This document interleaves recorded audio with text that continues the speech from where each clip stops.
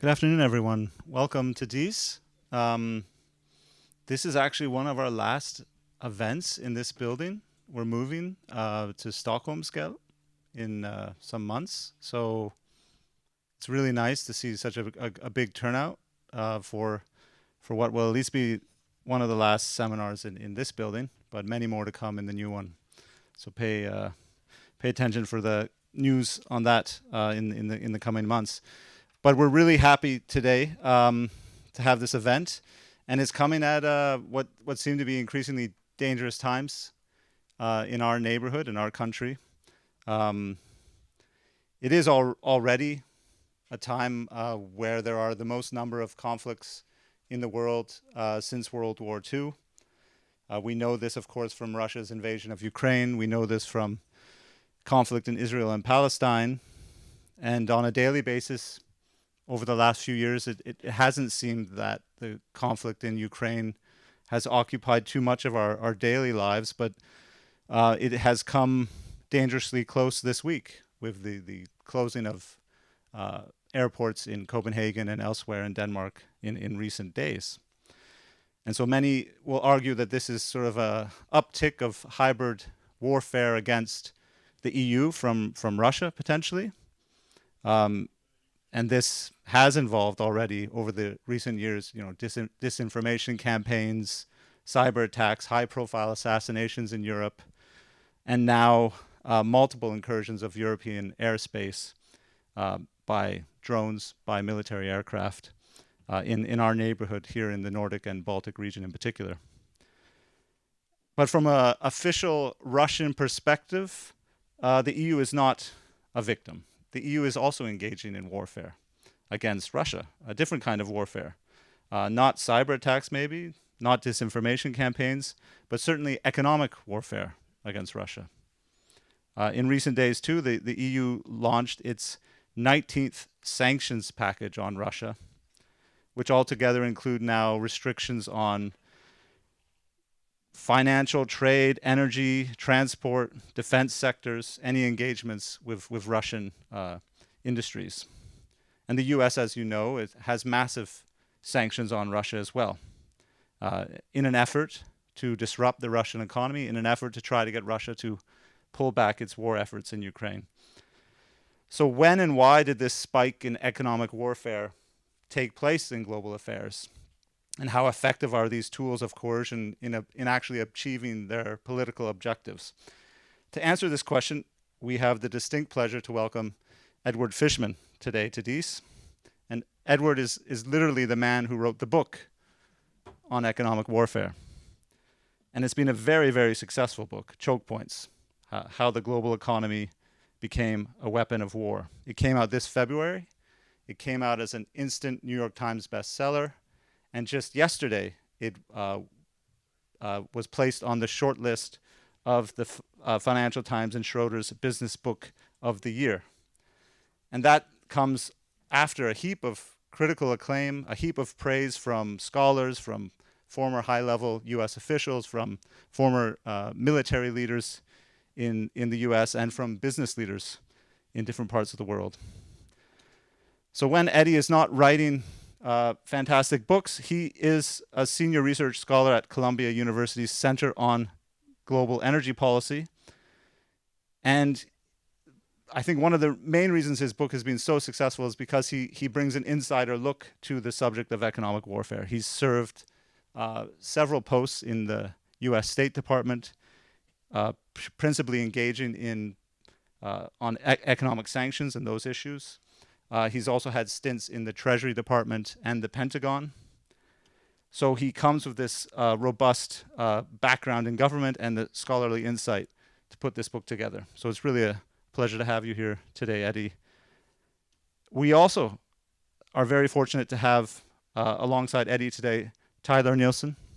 Tyler joins us not only as a speaker, but also a co-organizer of this event. Tyler is CEO and principal advisor of Sanctions Advisory, which is a boutique consultancy advising industry clients on risk management in a lot of these issues that we'll be discussing today.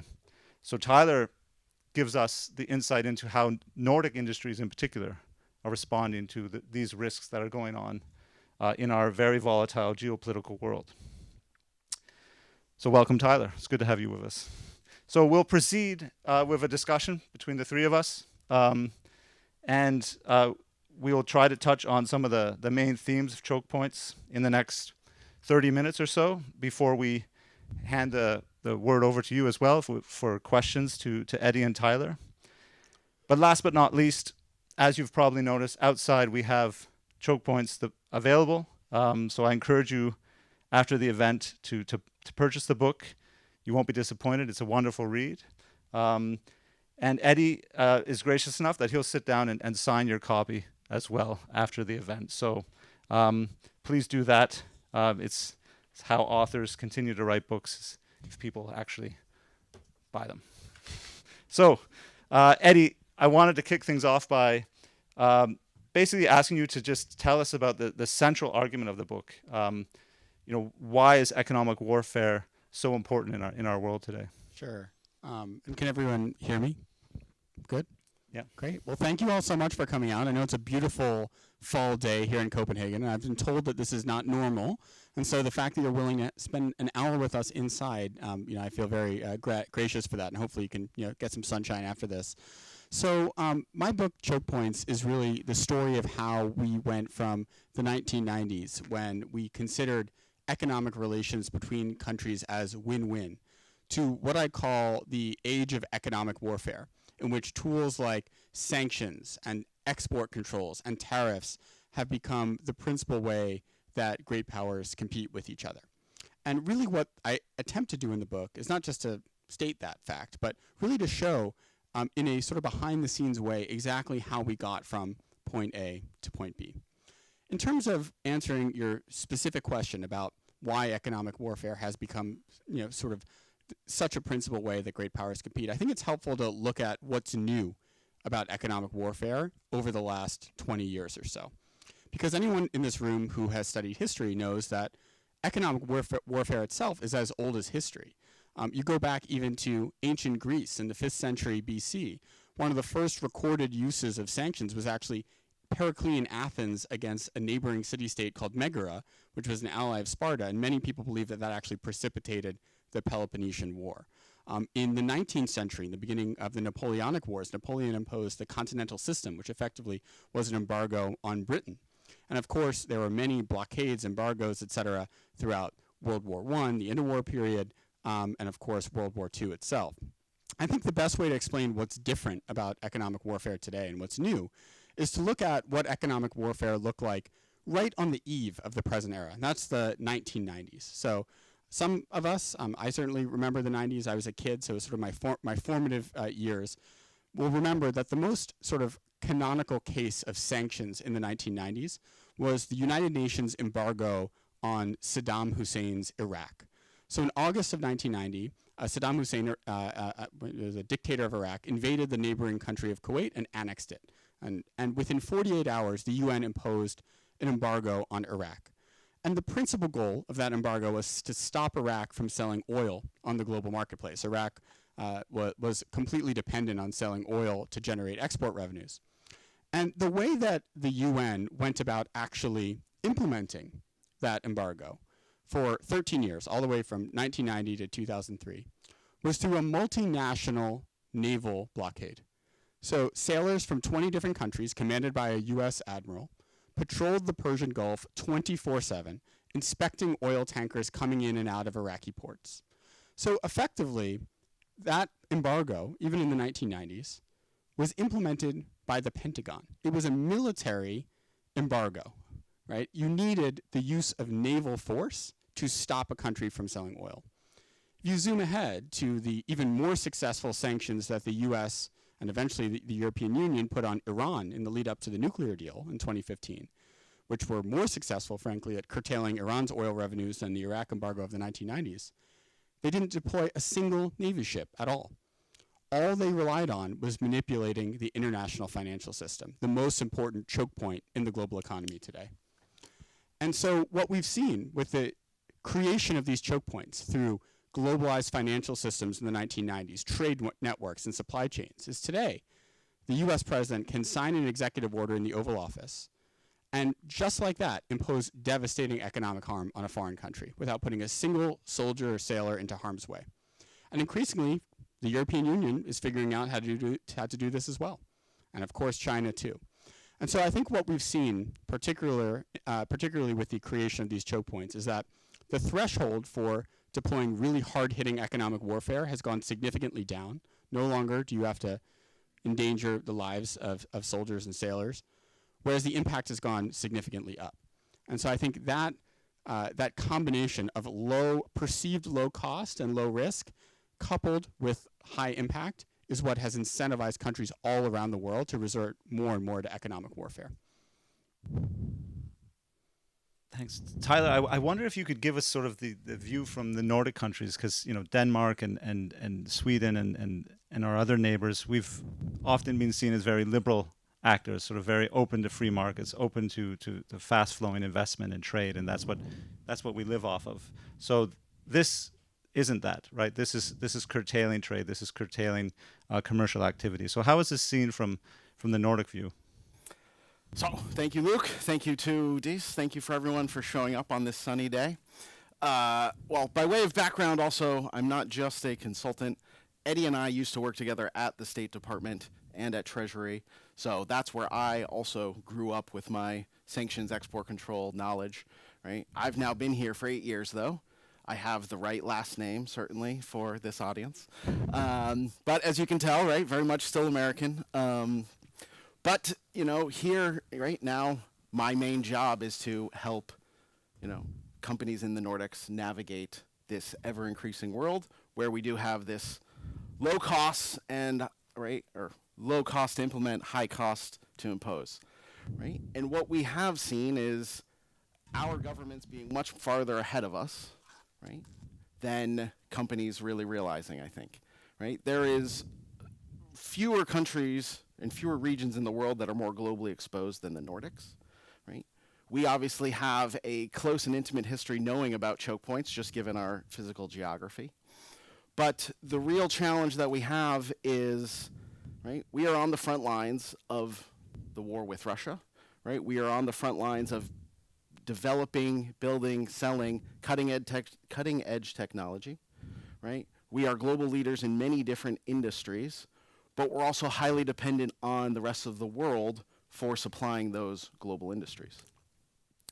So really where it comes down to us is, I think companies are still very much behind the realization of the risks that are out there, that the rules are not always going to be easily specified for us, right? I think we can get a lot more into kind of the mechanics of where we are today and where we're headed as far as, economic warfare being waged, But the thing to appreciate, and certainly why I wanted to bring Eddie here to Copenhagen, was to really provide that context of where we are, right? This is political decisions that are made. These are political actors making these decisions. We don't have 19 packages against Russia because we couldn't write down the right thing on the first 18. It's because we couldn't reach consensus and agreement of how do we actually want to impose those costs on Russia. Right, we're in a very challenging environment, and what we really need to do is just seize the moment of this is the new world in which we're living. So now let's understand where we are and then understand where we're headed next. Eddie, one of the themes you write about is those in the U.S., so large businesses, big industries, pushing back against some of these sanctions, some of these trade measures, watering down sanctions and trade measures that are against China in particular of late, but also, over the last decade or so with Russia. I think about Iran, oil companies wanting to invest there. So I wanted to ask you, under the current administration, under Trump 2.0, at the same time we see the U.S. government, in a sense, merging with major U.S. corporations, right? Increasingly we see the U.S. government buying stakes in major companies like Intel, making arrangements with NVIDIA on its selling of chips to China, that it will take a cut, that the U.S. government will take a certain percentage of sales in some semiconductor chips to China. So I'm wondering how you see the role of commercial interests in the U.S. Shaping sanctions, shaping trade restrictions, not only sort of in the past, which you document in the book, but also sort of looking forward under this current U.S. administration, which has in many ways taken things in new directions, to say the least. Sure. So I think one of the reasons that economic warfare today is so challenging to wrap our heads around is because there's a fundamental difference between economic warfare and really the use of any other tool of statecraft. So when you look at, for instance, the U.S. attack on Iran's nuclear facilities, their bombing of Iran's nuclear facilities from a few months ago, when these long-range bombers flew from an air base in the center of the United States all the way halfway around the world, bombed Iran's nuclear facilities and flew back. The airplanes, the bombs, the soldiers themselves, everything was under the control of the U.S. government. It was directly from President Trump to the military commander, complete closed chain. When it comes to economic warfare, when the U.S. government puts a Russian bank on the sanctions list, the U.S. government doesn't freeze that bank's assets. Banks do, right? It's JP Morgan Chase or Citibank. It's private sector actors who actually implement the economic warfare policies coming out of Washington. When export controls are put on Huawei, it's not the U.S. government who intercepts chips being sold to Huawei. It is, U.S. companies then who have to implement the policy coming out of Washington. And so a sort of first order question when you're thinking about economic warfare, and this is particularly important for the EU today, is do companies actually care about the policies that you're putting out there? And when it came to U.S. sanctions, if you go back to, again, the 90s or something, most banks viewed violating American sanctions as an acceptable cost of doing business. Because maybe you violated a sanction, you get fined a couple, tens of thousands of dollars. For a bank, that's a slap on the wrist, right? Move on, so sorry, have a nice day. Basically, what winds up happening, and this is a big part of the story I tell in my book, Choke Points, is through the aughts, so the 2000s and the 2010s, the U.S. government starts imposing escalating series of fines on banks. And they start out in the hundreds of millions of dollars. Eventually, they get into the billions of dollars, where you have a $2 billion fine on HSBC, the big British bank, in 2012, and a $9 billion fine on the French bank BNP Paribas in 2014, which actually wipes out the bank's entire profit for the year. And in the course of these fines, the CEOs in these banks start realizing, if we violate American sanctions, we really risk our financial stability. We actually might go out of business because the U.S. government could cut off our access to the dollar entirely. And so through those fines, the cost benefit for bank CEOs on Wall Street, where I'm from, New York, changes. And they say, we actually have to take this stuff seriously. And they start investing billions of dollars into building giant compliance divisions for the sole purpose of implementing the sanctions coming out of Washington. And so that process I almost view as the successful conscription of the financial industry by the United States government. And by the way, when I say the financial industry, it's not just banks that are headquartered in the United States, right? It's BNP Paribas, a French bank, right? It's Nordea, it's banks in this region of the world that also have to care. And frankly, banks in China and India care quite a bit too. And this is an experience actually Tyler and I shared when we did the Russia sanctions after the Crimea annexation of 2014. We started trying to do the same thing to energy companies. And one of the first ones that we really confronted was ExxonMobil. So Exxon, some of you may know, big Texas-based oil company, had a very significant joint venture with a Russian company called Rosneft, the state-owned oil company. And it was a joint venture that's supposed to be worth tens of billions of dollars to drill in the Russian Arctic. And in the summer of 2014, so a few months after the Crimea annexation, we imposed export controls on technologies that Exxon and Rosneft would need to drill for oil in the Russian Arctic. And we assumed that, okay, well, after we put these in place, Exxon will say, they'll declare force majeure, they'll exit the contract and say, you know what, we're done with this JV. Lo and behold, Exxon kept drilling in the Russian Arctic. And they said, sorry, U.S. government, we don't care what you say. And we were shocked because we were like, banks just, they salute the American flag.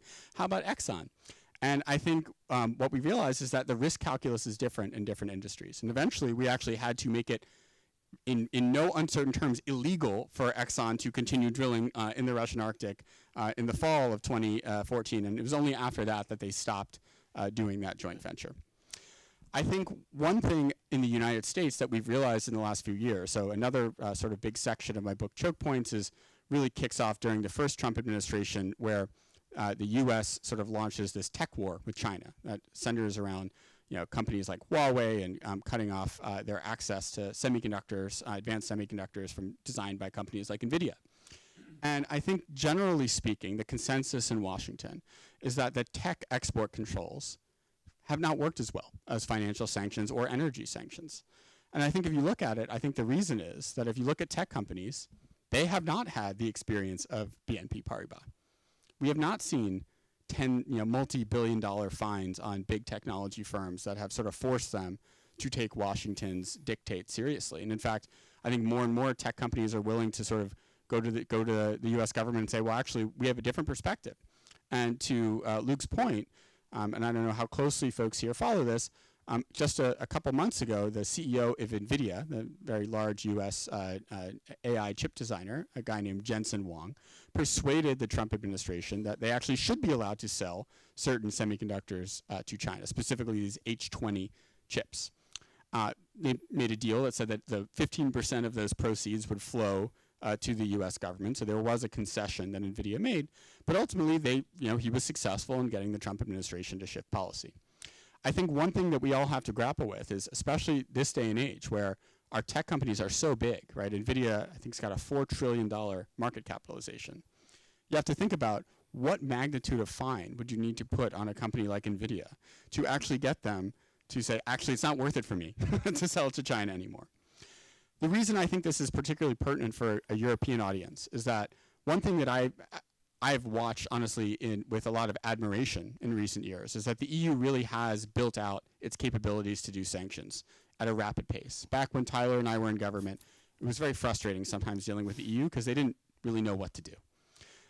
Since 2022, the EU's gotten its act together. And in many ways, they've started getting out in front of where the U.S. is on Russia sanctions, particularly because Donald Trump has effectively done nothing in the last 9 months. At the same time, we shouldn't just be self-satisfied by the sanctions that, the 18 or 19 packages that the EU does, because where the rubber hits the road, implementation is still done by the member states. And we have not seen the Danish government fine a company billions of dollars for violating sanctions, or the German government, or the British government. And so I think that until you start your own governments within the EU start holding companies accountable, you're really not going to see the impact of those sanctions. And I will say, and I can't name the company specifically, but I actually had this conversation yesterday with a big company who was asking me, well, now that the EU has done more, gotten out in front of the U.S. on certain sanctions, do you think the U.S. is going to do the same sanctions? And I said, I don't know. Why? They said, well, we're making a risk-based decision. We're not sure if we're going to cease activity with the companies that the EU has sanctioned, because they don't think that they necessarily can be held accountable if they don't. So I think that is a really important factor for everyone here in this room to consider. Right, and this is where, Eddie just arrived this morning. So he has not read the Berlinska article from last week about there is a court case ongoing right now of a very serious one for Russia sanctions violations, which those of us here in the sanctions community, right, in Copenhagen and around, right, have been clamoring for. I will say it's not lost on the Danish government that they need to do this as well, right? The fact that Denmark has just recently changed its laws to make it much more impactful in terms of penalties on on companies violating sanctions is critical. But I very much agree with Eddie that, right, until we see companies actually face the fire, there is very much this is the cost of doing business. I beam with pride and also become very disgraceful when I go and talk around Europe and the world and, ask folks, what's the, evidence, what's the cases of, sanctions enforcement in Europe? And there's one case, and it's the Dan Bunkering case, right, from here in Denmark from several years ago for Dan Bunkering selling fuel oil to Russia, but in Syria, right? That's the one successful prosecution we have in all of Europe that actually is a, sanctions violation, and, senior management was held accountable, right? We have customs violations and, much more low-level items.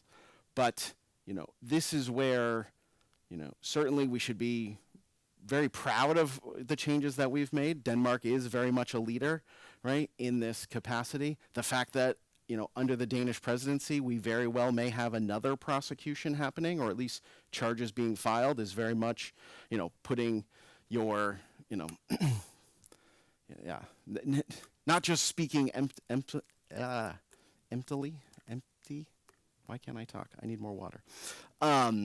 So, right, I think the one thing to really watch out for, though, when it comes to, particularly here in Denmark, but around, is how many more times will we see this in the future? Will we just see a single prosecution, but will we see a pattern, and will we see, senior management really being held accountable?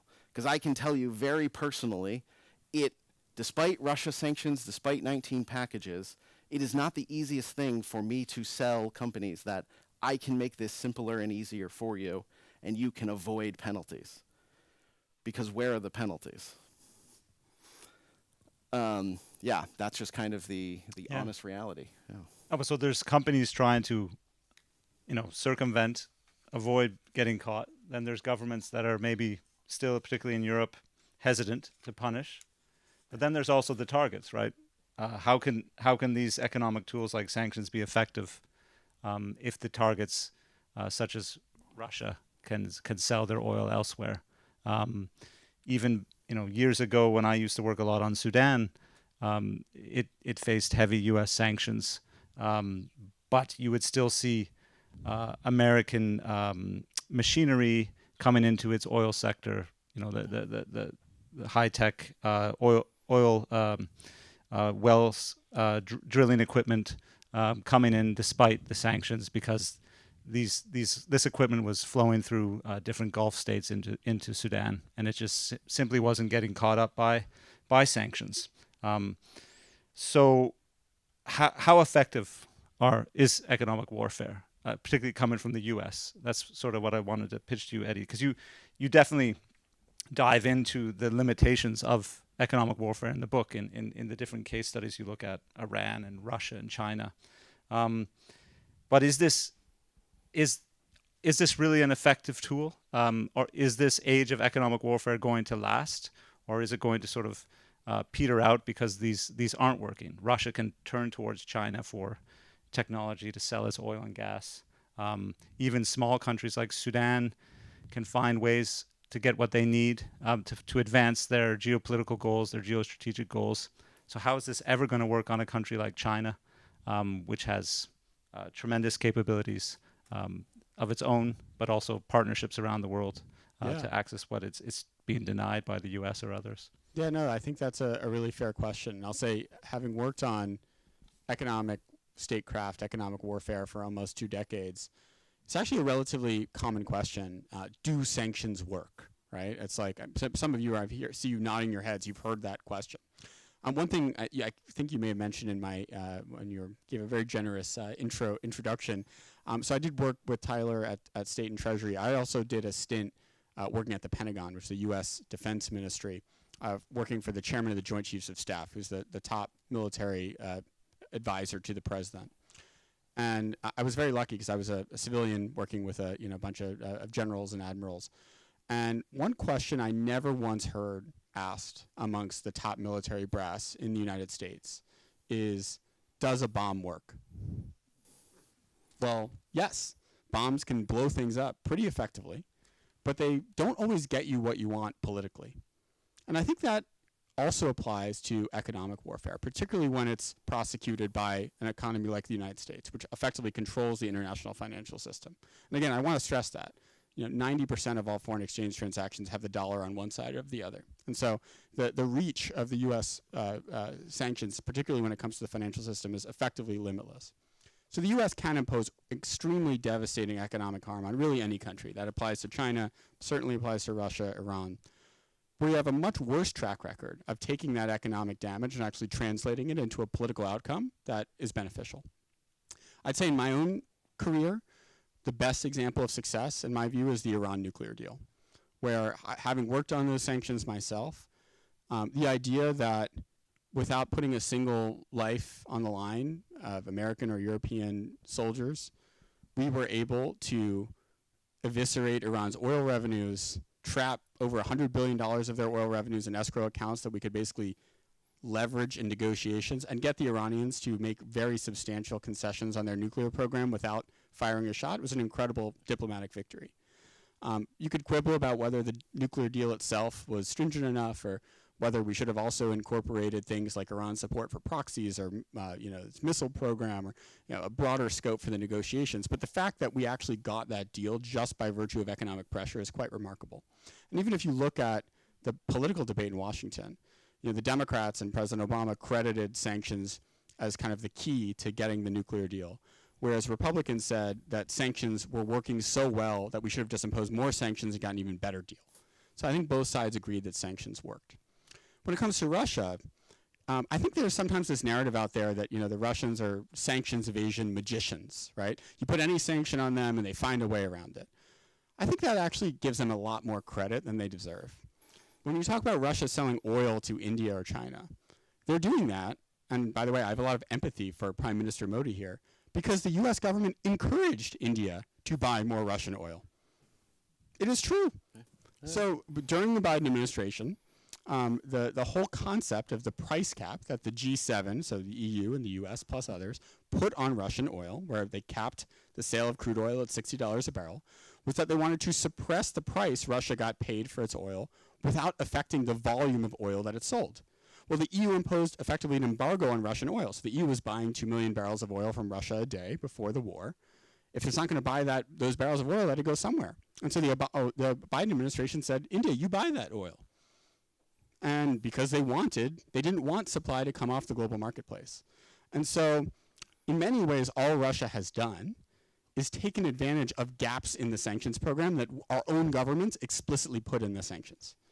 We created that loophole in the Russia sanctions because we were afraid of reducing global oil supplies and leading to a spike in prices that would be felt by motorists as well as potentially flow through to inflation, which in the United States was a massive political problem, right? It's potentially the reason that Trump got elected in 2024. So let's say right now, where you have a significantly different picture in oil markets, you've got oil prices in the 60s, you've got inflation that's under control. It's not nearly as high as it was in 2022. I actually think we have a lot of latitude right now to impose really serious oil sanctions on Russia. And I think we should be doing secondary sanctions. And what that would mean is threatening refineries in India and China with sanctions if they continue buying Russian oil, threatening banks in the UAE and oil traders for buying Russian oil. Despite the rhetoric that Trump has had recently, where he said, well, the EU should get on board with this and we'll do it, the EU actually is doing this already. So in this summer, the European Union imposed sanctions, secondary sanctions, which the EU historically has said are illegal. Now they're doing it themselves. They imposed secondary sanctions on the second biggest oil refinery in India in July. They also imposed sanctions on 2 Chinese banks. These are not steps the US has been willing to take. So I think that if you actually had a US administration that was committed to pressuring Putin, which I'm skeptical that Trump really is right now, and more of, honestly, the leadership that I've seen out of the EU over the last 9 months, you probably could have a very substantial campaign to cut Russia's oil sales. I think the key, though, is going to be political will in Washington. So to follow on to that, right, I think it's also helpful to remind all of us that before the oil price cap, the EU actually enacted a complete ban on any services provided for Russian oil. So the EU went even farther. Then the Biden administration argued it back because it would destabilize the global economy, right? This dynamic, the politicians playing it out, folks seeing it different ways, is why we get such convoluted messes when it comes to what are the rules.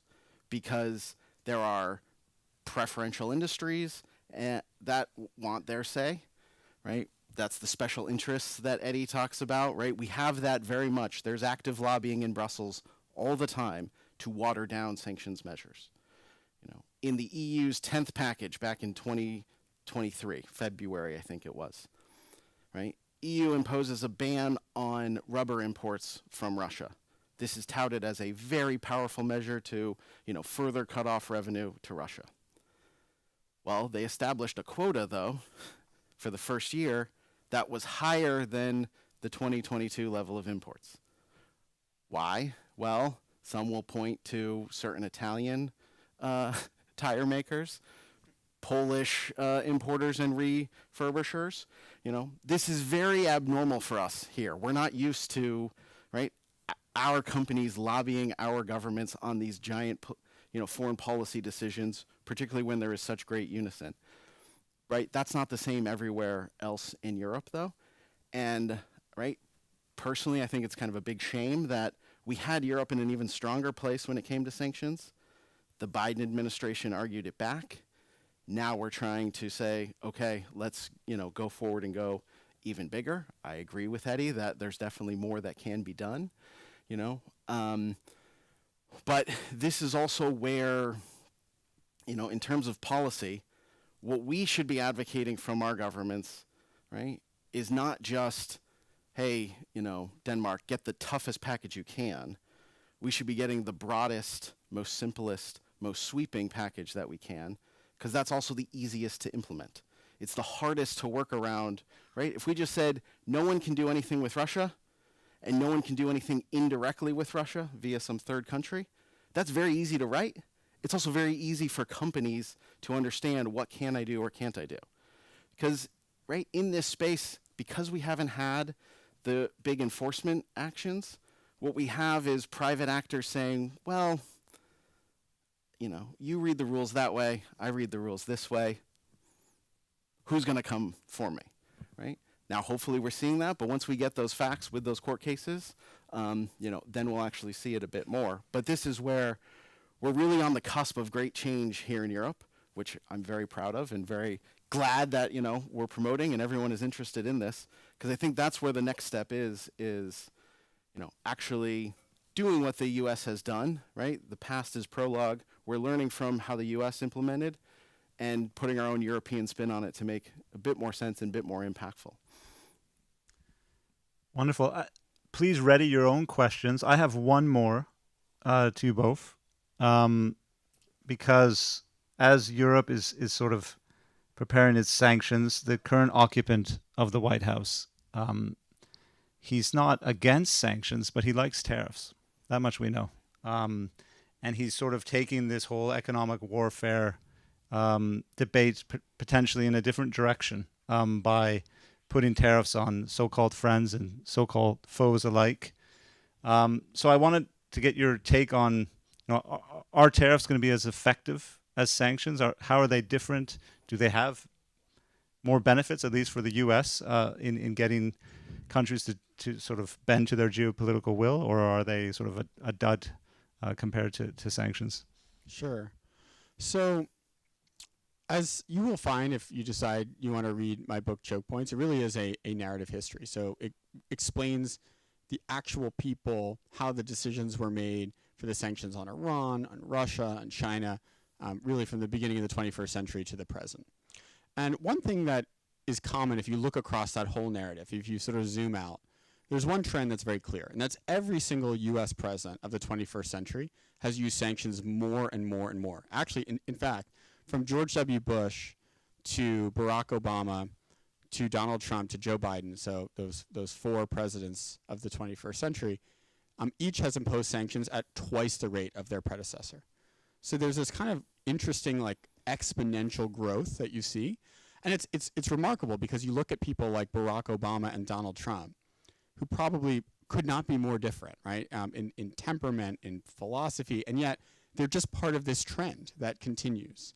And so I think that in some ways, while where we see in the last 9 months Trump sort of putting tariffs and sanctions on everybody, we might think that he's kind of unique. In fact, he actually is just part of a broader trend in which we are using these weapons more and more. And by the way, that now has started in Europe too. If you look at the use of European sanctions in the last decade, it's completely skyrocketed.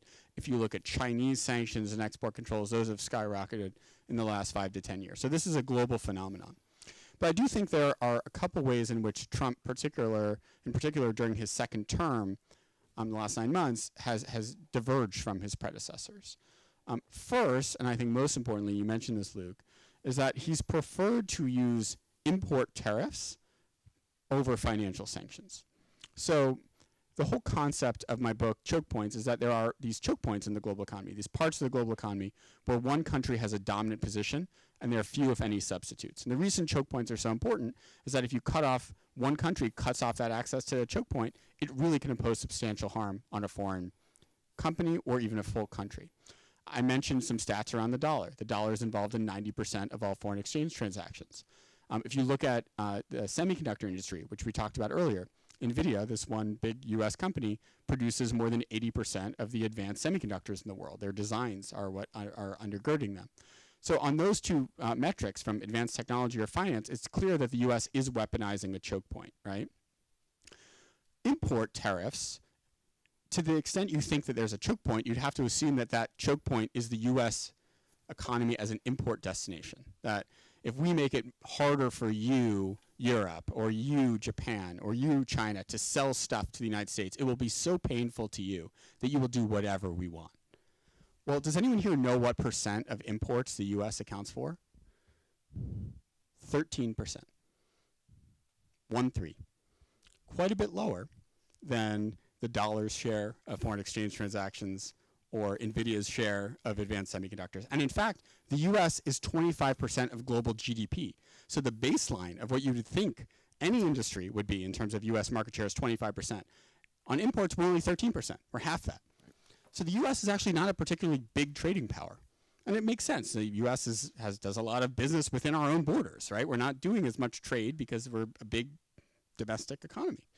But I think what that means is that Trump is actually weaponizing a very weak element of American economic power. And I do not believe that import tariffs can and will work as a weapon of economic warfare. The counter-argument there is, well, look, the European Union agreed to this lopsided trade agreement in which they're giving all this money to the US to do investments, and Japan did the same. And my own view is those deals were fundamentally geopolitical deals. They weren't economic coercion. The Europeans, and in fact, EU leaders have said this, were afraid that Trump would walk away from Ukraine or that he would leave NATO. And the Japanese were afraid of the same, that basically the US would leave the treaty alliance. I think what Trump really successfully weaponized to get the trade deals with the EU and Japan and Korea was the security relationship. And I think that's why you haven't seen similar trade deals with India or China or Brazil.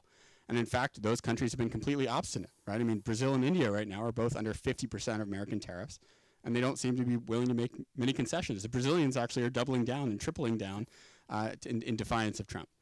So I do not think import tariffs will work as a weapon of economic warfare. The other area in which Trump has diverged from predecessors, so the first was that using import tariffs instead of financial sanctions, is that he's using economic warfare not just against our traditional rivals like China or Russia or Iran, but against everyone, right? China, Russia, Iran, yes, but Europe. Not Russia. Yeah, less Russia. You know, Europe, India, Japan, Korea, everyone, right? I mean, Canada, Mexico, everyone has been victimized by American economic warfare in the last 9 months. It's like, you know, there could be a support group that has everyone besides the United States in it, you know. And so I think what that means is there's just this generalized incentive to hedge against the U.S. choke points. I think previously, certainly was China and Russia were doing what they could to diversify away from the dollar, diversify away from U.S. technology systems. You know, the Chinese launched their central bank digital currency, the ECNY, in 2020, right? But it wasn't Europe that was doing this or Japan that was doing this. But now everybody wants economic independence. You know, Christine Lagarde is investing a lot, you know, the governor of the European Central Bank, in launching a digital euro. And I think largely it's because he doesn't want to be dependent on the dollar anymore. And so I think that I worry, at least as an American, from the standpoint of the United States, that what used to be just sort of our foes saying we're going to try to insulate ourselves from these choke points and build our own parallel systems, we risk also incentivizing our friends to do the same.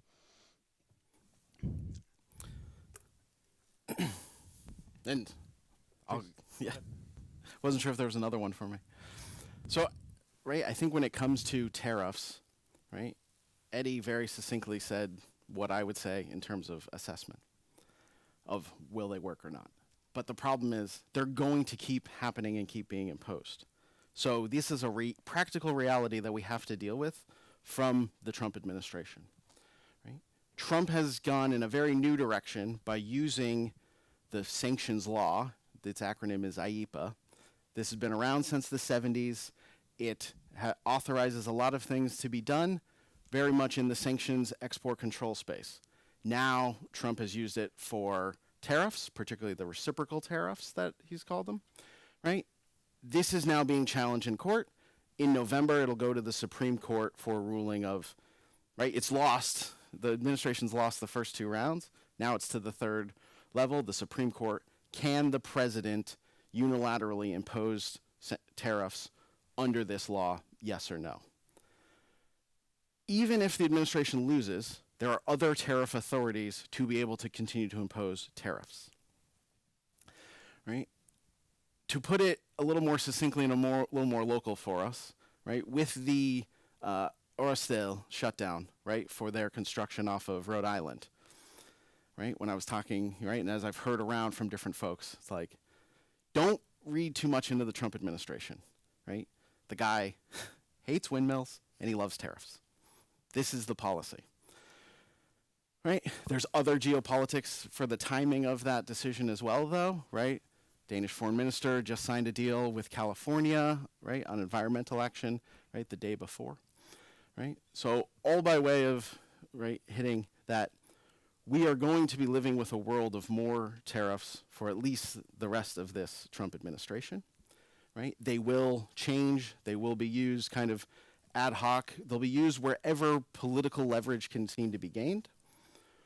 But the other important thing is, right, tariffs as sanctions is also being used in Europe today. So, right, like targeting Russia, particularly for their fertilizer exports. The EU did not want to apply sanctions on Russian fertilizer exports because that would have given Russia, right, a nice clean hand to say to the rest of the world, the global south, see, Europe doesn't want you to grow food. Europe wants you to go hungry. So instead, what Europe did was impose very high tariffs on the import of Russian fertilizer to effectively kill the Russian fertilizer market here in Europe. This was also done, though, because here in Europe, trade restrictions only require, a collective consent, right? The qualified majority of approval. Sanctions require unanimous approval. So when dealing with Hungary and Slovakia, right, and maybe others in the future, right, we can actually get those, effective trade restrictions in place via the tariff kind of loophole, if you will, for European policy. So, right, the important takeaway is tariffs aren't going away, even though I very much agree they're not going to be effective policy at changing the underlying politics and the political decisions that we want to see. So, yeah, buckle up. Thanks so much. Do we have any questions from the audience? We got around 10 minutes left. It'd be great to get a good round of questions. Great. I'll start with the gentleman just up front here, Andreas. And if you don't mind, just introduce yourself and any affiliation you might have. Henning Skov, independent analyst. A name which has not been mentioned in BRICS. What is the present challenge coming from BRICS and the potential future? A second additional question is maybe that I think an important part of, you could say, American identity is being a liberal capitalist society. What is the impact on that kind of sort of identity understanding with this increasing militarization of foreign trade and so on? Because I think it runs counter to that idea of the liberal capitalist identity. Good questions. Can we take a few? Yeah. Is that okay with you guys? Ola here just in the front, Andreas.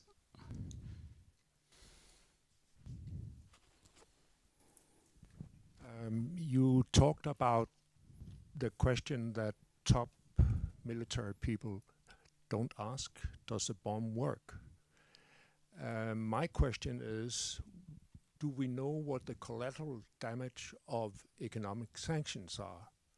I just read an article in the Lancet that says that for the last 50 years, I think, the excess number of deaths per year is something like 550,000 people, due to malnutrition and lack of access to medicine and so on. So it seems to me that the sanctions, whether they work or not, according to the intentions of the designers, have a lot of collateral damage. Just take one more question. I think the lady behind, Ola, just there. Yeah, or the man, sorry. Go ahead. So 2 questions, one short one and then another one. So me and my co-author next to me, we just finished our master's thesis on economic coercion against the EU. And I'm curious how you define economic warfare in your book, because you mentioned economic sanctions a lot. And then I heard you mention economic coercion once briefly. What do you think is the most important aspects of economic statecraft in recent times? Because I feel like we see a shift away from sanctions towards economic coercion. And then second, how do you see economic coercion affecting these alliances that you mentioned, now that we see not only China doing economic coercion against the EU, but also the US? Okay, I think that's enough to answer. Sure, I'll try to go. I'll try to buzz through a bunch of them. But I know Tyler will have thoughts as well. I'll start with, first of all, congrats on your master's thesis. I'm really glad that you're writing on this, just because a big goal that I set out to do when I left government in 2017 and started teaching at Columbia was to try to educate people on this topic. So I didn't think there's enough, and hopefully my book CHOKEPOINTS will spawn some of that, but congratulations. Look, I think economic coercion is a bit of a loaded term. You know, we in the West like to say, well, it's only China that does economic coercion, and you know, the EU created this anti-coercion instrument really as an idea that if China was bullying a small EU member state like Lithuania, the EU should be able to respond collectively. Well, the truth is, you know, my own view is that sanctions themselves are a form of economic coercion. They may have more international legitimacy behind them, but ultimately that's what the objective is. And I think that ties into the second question about collateral damage, because we don't talk about the humanitarian impacts of sanctions enough. And I think that almost always sanctions have a particularly high cost in the country that they're being imposed on. The idea that sanctions can be limited to the elites and only hurt elites in foreign societies, I think is a complete illusion. When you impose sanctions on Putin, I think Putin never thinks about it because it doesn't affect him one bit. When you impose sanctions on Russian oligarchs, maybe they can't access their, you know, house on the French Riviera, but they're, you know, their net worth maybe falls from $5 billion to $2 billion. So I don't think it's hurting them too much either.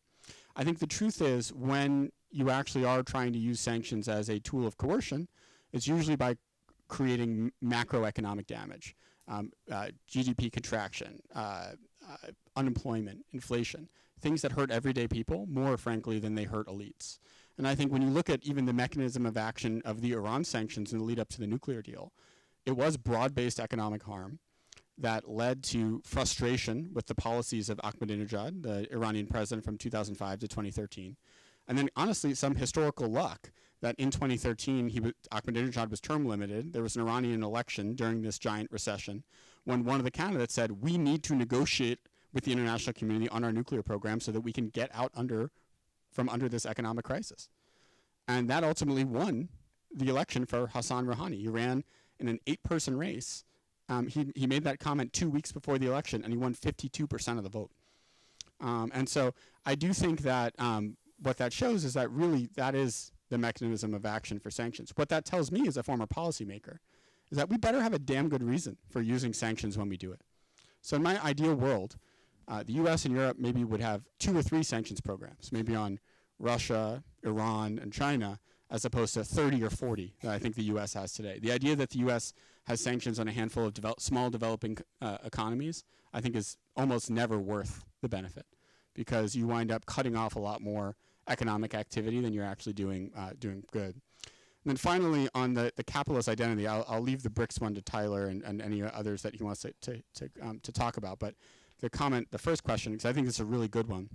You know, there's an interesting phenomenon in which, you know, the bet that Western and U.S. policymakers in particular made in the 1990s was that if we incorporated China into the international economy, they would eventually sort of become more liberal, that they would look more like us politically. I think what has actually happened is that we have come to look more like China. is that China entering the international economy without playing by the same rules that the US and the EU were playing by, massive subsidies, industrial policy, trade restrictions, basically distorted the system to such an extent that now the US and the EU feel like we have to do the same stuff China's doing. I can only speak as an American. I don't want to speak as a Dane because I can't fully understand your own perspective. But as an American, I really worry about this because I think that the narrative in the U.S. has gotten way out of whack. Where people are saying, well, the U.S. is we're this lawyerly society where we don't know how to produce anything. Well, the last time I checked, all of the most innovative and best technology companies are based in the United States. And so I think U.S. capitalism still does some things right. Actually, I think there are some things we could take from the Danish model, where we may have a better social safety net coupled with, still a more free market element that allows companies like, NVIDIA or Apple or Google to go from startups to become world champions. So I hope that we don't continue moving in the direction of China, but it does feel like with some of the state capitalism coming out of the Trump administration, that might be the trend for the foreseeable future. Yeah. Thank you. Right, fantastic questions. As usual, to be expected, agree with Eddie a lot. I think certainly to the point about the collateral damage, right? That is a very real and known impact. I mean, one of the things that I do that I'm most proud of is helping humanitarian organizations make sure that they are able to do the work that they do. Oftentimes, it's me helping them argue with their bank, which I'm uniquely positioned in, since, I left government, I then led Nordea's sanctions team. Now I help the common folk deal with Nordea and other banks. It is a real challenge, it is a real reality. That's also, though, why policymakers are very hesitant to make the easy sweeping sanctions, right? They don't do anything with this place because of the collateral damage. So they craft these very complex, in their eyes, very narrowly tailored and narrowly focused measures. But the problem is they're next to impossible to implement in a commercially efficient way. So then that's where you get de-risking and saying, we don't want any part of this. We don't want to do anything with these different areas. That's where I think the future that we're facing into is one very much grappling with the liberal identity and what do we actually want to stand for. If sanctions become the tool that we just do all the time for every little thing, they will lose their effectiveness, right? You have to actually enforce on every sanction to actually have it have teeth, the enforcement being the fines, the criminal prosecutions. So I think what we are, though, headed into in the immediate future is a much more confusing world with rapid change, and rapid change in a way that is going to feel like it's a bit out of control. But that's largely from the U.S. side, I think. I point to Eddie for the U.S., but I'm still very much dealing with it. I just had to file my U.S. taxes. It's a nightmare. So much more tumultuous times ahead, but we do have the capability to make it easier and better and more productive and helpful. Thanks very much, Tyler. So we're out of time. I want to thank you all for joining us. I want to thank Edward Fishman and Tyler Nielsen for speaking. And I'm not going to use any tools of coercion against you. I just suggest you go and buy this book. The incentive is that it's full of great characters who are really navigating these dilemmas on how to use sanctions, on the damage they might cause to the U.S. government, reputation, to U.S. companies. So it's actually a really thrilling read, despite a difficult subject to get your head around. Eddie really guides you through how it all works through these wonderful characters he introduces. So grab the book. It's on for sale just outside the door. Thanks so much. Let's give these two gentlemen a round of applause.